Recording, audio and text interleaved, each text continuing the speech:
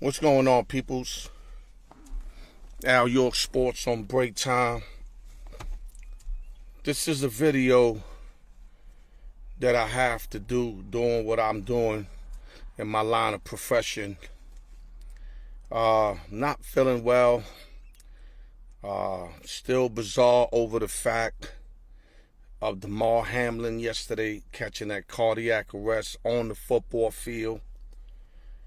It was a crazy, scary moment, but let me just get to the details and get right to it. You had two AFC heavy hitters going in on Monday night on Week 17. The powerful Buffalo Bills versus the Cincinnati Bengals, who was in the Super Bowl last year. The line was the Bills -1, supposed to be a tremendous football game. A classic. Instead, it ended up as a nightmare. Bengals had a 7-3 lead midway through the first quarter when Damar Hamlin tackled T. Higgins. And what looked like to be a regular football play, far from it when Damar fell into cardiac arrest. He got up and then fell back down. Now, I'm not no doctor. Let me make sure y'all know that. But I watched some film yesterday, and I actually watched film from a doctor who basically said for that to happen the way it happened was incredible. I mean, it's so many things that had to take place to get cardiac arrest. I'm speaking what he's speaking. So like I said, I'm not no doctor. The blow had to be just hard enough. It had to be in the right spot. And it had to be in the beginning of the cycle of the heartbeat. Now, I'm lost already. You know what I'm saying? But I know what he's trying to say. He's trying to explain to us. So he said that play can happen 1,000,000 or 1,000,000,000 times, just like it happened in the NFL prior, and nothing happens. And this is the part that scares me about this whole incident, is that, you could hit a parlay 20-teamer before this here happens. The cardiac arrest on the football field via a blow. And it happened. And it got to the point where, like, when I seen the play, it looked like nothing. When he fell, the first thing I thought as a fan is that he was pulling off a LeBron James, right? But then I seen that it was nothing fluky about it. He fell and hit his head hard and didn't move. So I was like, oh shit, is he knocked out? And then they took the cameras off of him, and they put the cameras on the players and coaches and the refs, and you can tell by the way they looked that this was not a game.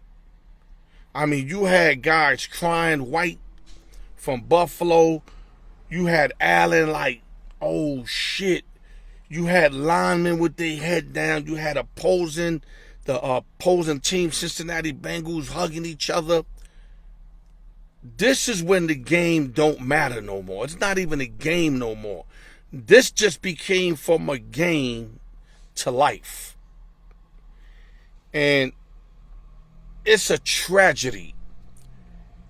What I'm worried about, me being Alyork Sports, it's like when the doctor said it could happen 1,000,000 times without happening. Let me choose my words properly. That got me thinking. I hope I'm wrong. But that got me thinking that God tapped him out. Now, of course I'm hoping I'm wrong. Let me tell you, I mean, there's 1 billion people praying. And I'm hoping that all these 1 billion people praying, that, because only God could wake this guy up. I mean, his pulse is working. A lot of parts of the body is functioning. But he's not talking. He's not responsive. Like, he's not, like, he's not able to say anything. And that's another thing that bothered me. I didn't get the thumbs up, which usually lets us go back to the sports knowing that individuals are right. That was an automatic damper right there. But like I said, you could put the best doctors in there. And the best doctors are going to do the best job.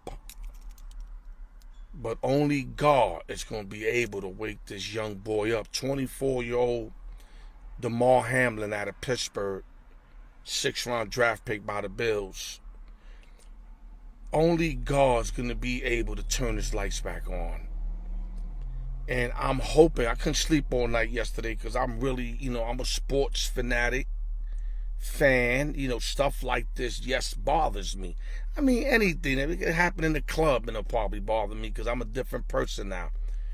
But what I'm just saying is I'm hoping that he gets to enjoy life with his beautiful mother who was there immediately. That's her baby, man. The guy's 24 years old. Might not be a baby to us, but he's his mother baby no matter what. And I like what Ryan Clark put out yesterday, being an ex-football player. Also lost some organs on the play, but he was very responsive. That was the difference. I love what Adam Schefter put out there, by the way. Adam Schefter was like, they better not play the game. And let me get to that. If the NFL would have played that game yesterday, I probably would not have watched it for like 5 years. No, serious. Because now that's greed. That's greed over reality, over a human. So they saying that they didn't say that 5-minute break shit. That's what they saying. But a lot of people said they will resume about 5-10 minutes. I'm hoping that's not accurate. I'm hoping that the coaches are telling the truth on that. Because the last thing on anybody's mind should be to play football while that kid is laid the fuck out like a baby on the floor. That's the last thing on everybody's mind. I'm telling you right now. And like I said, the teammates showed you the face impressions, the referees, the opposing teammates. I mean, everybody had that look like dude was done. That's what I took out of that look. Me being in the streets for years and been around that look on numerous occasions. Countless. They didn't take him off the field till the paramedics got his heart beeping again. So once his heart started beeping again, it's when they put him in the ambulance and they slowly went off to the hospital in Cincinnati, which is about 2 miles away, which I think he's still at that same hospital, but they're not letting in no visitors, obviously. So I don't blame his teammates for flying out to Buffalo because there's nothing nobody could do. Nobody could go see him but immediate family and the NFL, I guess. And like I said, this is here like salute to his mother, his family. They wrote a statement thanking everybody that contributed with love towards his donation. His donation went from something like 50,000 to 3 million. No thanks to the NFL for that. I'm waiting for the NFL to play their part. These are the people, the loving people that donated to him.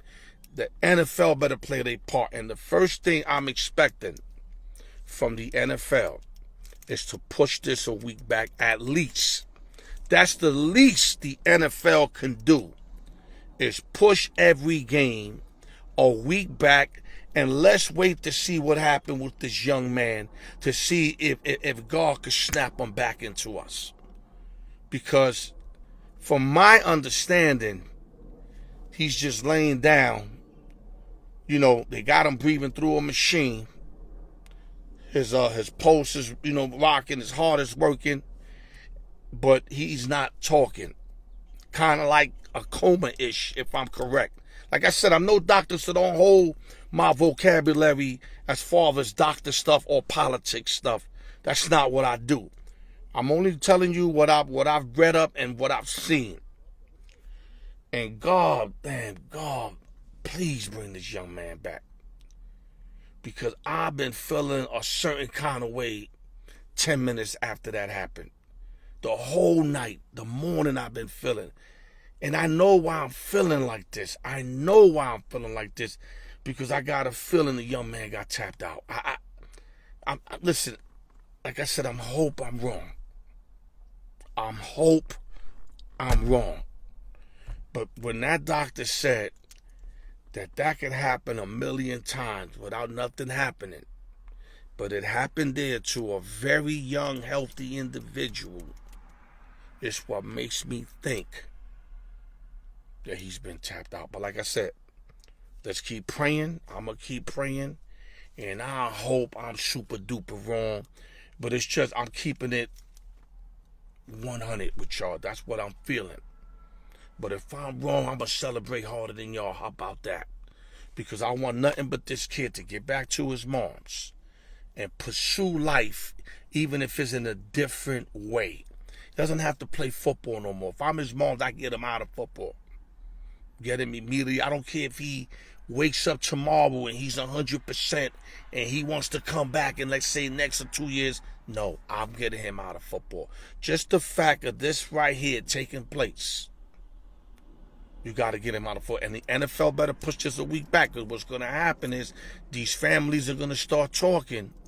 And what's going to happen, especially the young boys growing up, they're going to pursue them to other sports. Because if you guys are not going to go through this with the family at least for a week, mind you, the family got to go through this forever. The least you could do is go through it for a week. Just cancel football for a week, man. I love football. That's my favorite sport. But it ain't about football right now. It's about this young man's life, Damar Hamlin's life. And to me, that comes first, no matter what. And I'm hoping that they think in the same way. Because if I'm the football players, I won't play. I'll get on the field and won't play. I'll make my point. We're not playing. We got a guy right now that's fighting for his life, and you expect us just to play in a couple of days? No. Football should cancel. They got an extra week doing the Pro Bowl, an extra week doing the conference final games.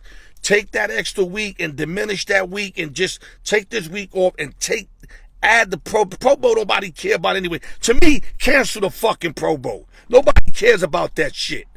Especially when it comes to a young man that gave his whole life up for football. Not saying he didn't know what he was getting into, but Jesus Christ, give this man his just due. That's all I have to say. Give him his just due. God bless him. God bless his family. And I hope